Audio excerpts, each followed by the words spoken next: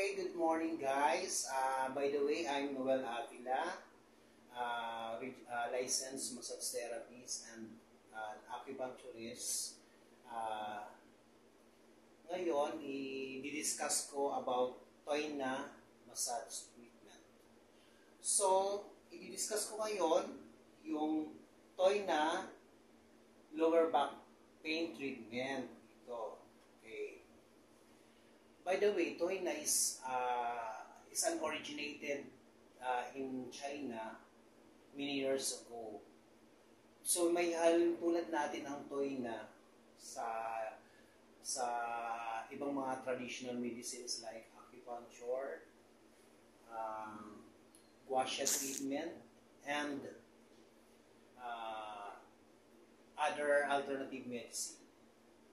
Okay, Toina massage is there are four kinds of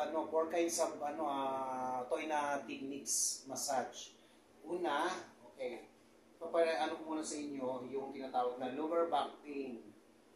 By the way, ang Toina pala hindi siya for pleasure, hindi siya for relaxation.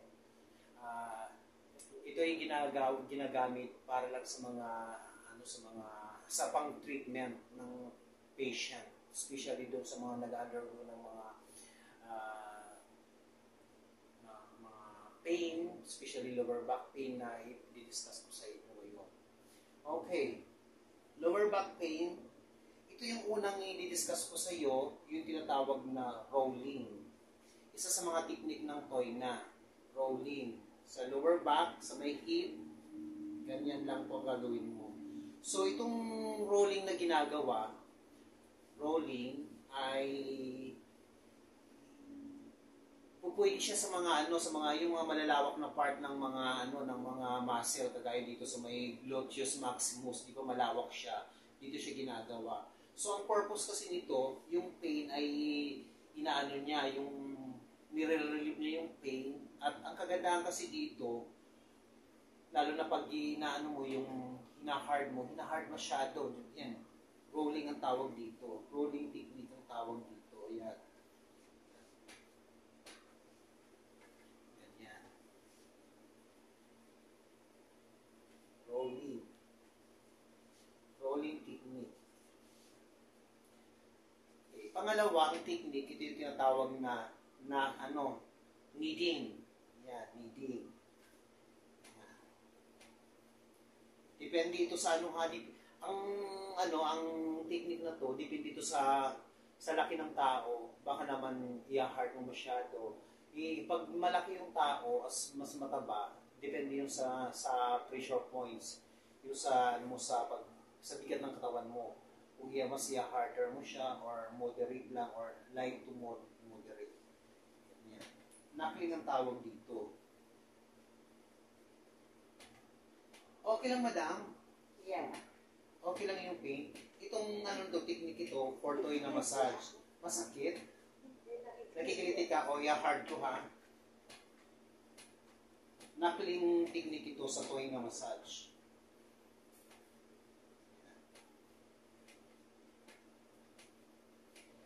Ginagawa lang din to sa mga malalawak na part ng mga muscle, kagaya dito na sa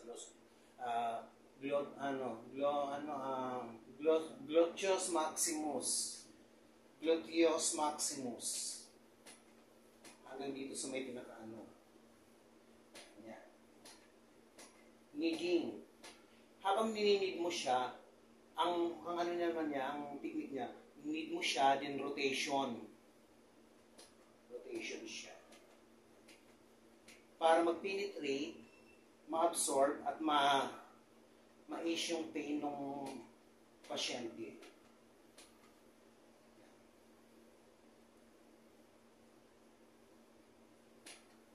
Kneading ang tawag dito. Itong ginagawa ko ay Toina hip treatment or lower back pain treatment. Yan, lower back.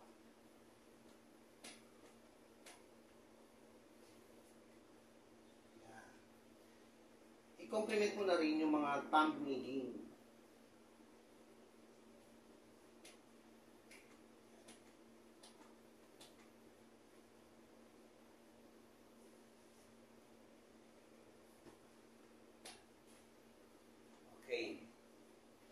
pangatlong technique naman sa toy na ito yung tinatawag na finger ringing or finger spring or finger ringing.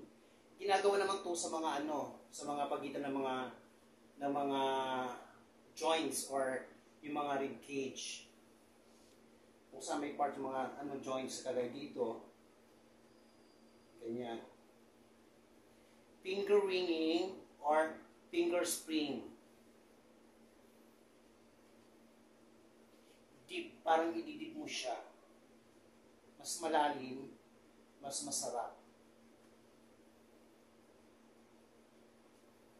Ang finger ringing or finger spring, ginagawa lang to sa mga malalapit sa mga joints, sa mga bone. Masakit, madam? Carry lang? Ha? Oo naman, syempre ka ba? Nakaharap kasi ako sa camera.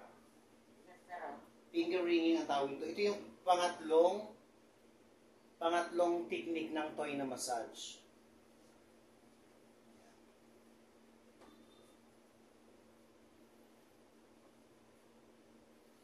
Finger ringing or finger spring.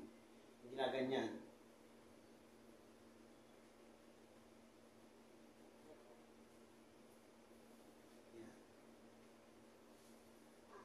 Sakit? Masakit ang mo dito, talagang mayroon ka dito pain.